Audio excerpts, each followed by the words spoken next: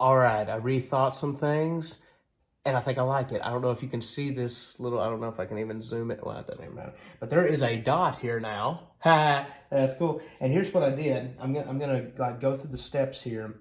There is a secondary bit that I've got for the Dremel tool. What I did was I like scored it with the sharpened point and went ahead and, turned it. You saw me doing that. Turned it and made a nice little divot. Definitely the location I'm wanting. I then went back with the Dremel tool. There is this little tiny, and it's just a little small of what I'm wanting size-wise, which is perfect. It's a square tip, and it literally is just like a square punch or a circular punch, and I just drilled straight down into it until I saw wood. A little bit of the rosewood, and this does have original rosewood fretboard on it, which is gorgeous. And so I drilled down until I saw that, a little dust coming off of it. And here's our dot. We're going to see about sizing-wise how it's looking. If it'll fit. Oh, look, there it goes. There he goes. Right. Oh, yeah, baby. Uh-huh. Yep. Okay, so that's perfect, and it is almost perfectly flush with the top where the rest of this has its lacquer. That's what I'm wanting. This is great. This is cool. I'm going to take my time really, really slow and just spend the rest of this afternoon just putting in, drilling out the holes, getting ready to put the dots in and everything like that. And yeah, that's going to be the process. That's going to be it. That's, man, it's exciting. It looks really darn good. And no one will ever know.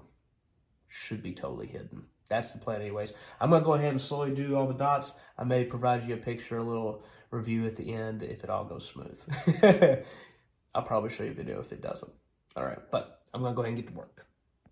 All right, everybody. So, like I said, I was taking a little break, a little time away here. And here's the dots. They're inlaid. As you can see, they're not totally perfect, but they're darn close. They're about as close as I can actually get with the hand tools. And I'm satisfied. They're centered. They look good. I'm the only one that's gonna be seeing this stuff, but I still don't want to look down and be ashamed of anything. So now it's time to tackle this beast, and I have no clue of how I'm gonna do it yet. I'm gonna have to hollow out, almost kind of like a canoe, hollow out from that line to that line in a square, but it's gonna be really shallow, super shallow, and I'm not sure how I'm gonna get real tight lines. I'll be thinking it over, and I'll let you know what I come up with. I'm looking at the 12th fret. I've got all my dots all good. They're looking smooth. Now we have this sucker, and this is where I wanted to do like the custom thing. Typically, you do like a 2-dot system. I don't want to do that. I want to do like a tile work, just like a solid square right there. So I've tried to come up with some possible ways to do this. And you know what? I'm really hoping this works because I think it'll look beautiful whenever it's done. But as you all know, things don't always work out exactly how you want them to.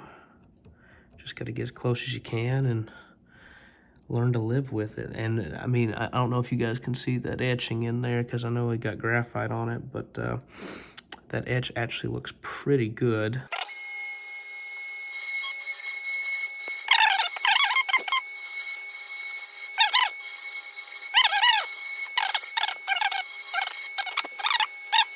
Because I am incredibly paranoid with this entire process, I'm going to go back around and rescore those lines because I am crazy paranoid about this whole thing.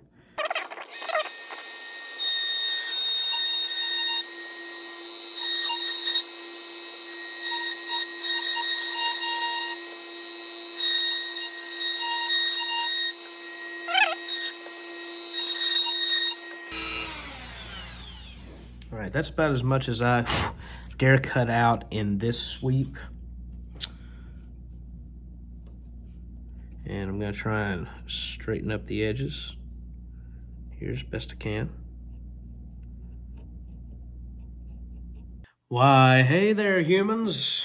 Here we are, day 2 here on this dot inlay here. And I now have the scariest part of this operation finished, which is the delicate carving and punching holes and everything like that.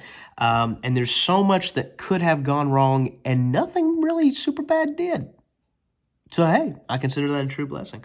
Here is de goop, and it looks like goop. The other thing we're going to be using today, definitely, 100%, is some tweezers. Now, ladies, if you're tuning in, if you ever work with like a dude who is a luthier, you're dating a luthier, something like that, don't let them ever work at your house. They are going to steal your stuff and use them for reasons and for tools that they were never supposed to be used for. But hey, that's went out and bought these. So yeah, they're very useful. We've got some thin ones here for final placement and then some thicker ones here for retrieval if we mess up. I've got just like a cutter here. This will be used towards the very end. If we need any like fine detailing work, I can kind of cut off any of it that dries in a bad place, because this stuff does drip. It's water, so that's useful. Definitely be using those. And the final thing, shameless advertisement here, a little Frontier, the band business card. We'll be using this to kind of scrape off any excess, because whenever you stick that dot down in there, it goes and it kind of plops out. So I think that's everything, other than the importance of having a good cup of tea here with us. Nice milky tea. All right, let's try out this goop. Ooh, that's potent stuff, man. Potent stuff. Don't smell that.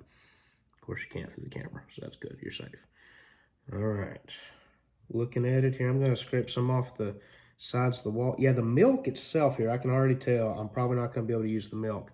So I'm going to reach down to the bottom here. I'm going to get me some goop, some real goop. Man, it's just like paint. Let's get a little goop from the bottom.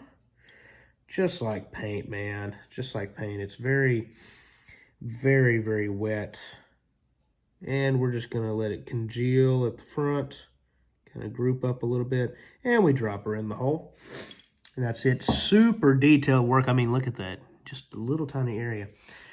Here's my dot. Got it. Ready to go. And we're going to plop. Right there. There he is. So he's sitting on top.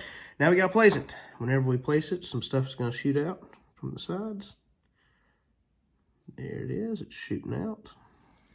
That'll be the stuff that we scrape out of the way here in just a bit. There we go. And now we're going to take the Frontier card, because why not? I'll press it kind of flat, and then we're going to scrape it off. And as you can see, it's already kind of sticking to sides there. So we're just going to take it off like that, roll it off here, put it to the side, and we do it again. Just kind of getting rid of some of this excess. Any excess you can go ahead and get off just makes it look cleaner in the end. That's what you really want. We want clean results. Yeah, man, they ain't looking half bad at all. All right, so there it is. It's 12th fret time, and we're putting a bar in. Not the drinking kind. I'm going to put just like a rectangular sort of bar. I'm going to use the flat ones for these, since it is, after all, a flat bar. And let's plop him down in there. So now that I've got it in place, I kind of let him dry out for a good long time and everything, and then I will probably cover it up one more time in just that milky cream to solidify and make sure that it is well covered, well seamed in and everything, and then we'll scrape him clean. All right, ladies and gentlemen, here's the final result. Looking down through here, we got all of our dots. Now, before I let it sort of lie out there, I kind of like this one. Okay, it's very pale, very, very pale. Change things up a little bit. So have you a great day. Best wishes. Thanks for watching.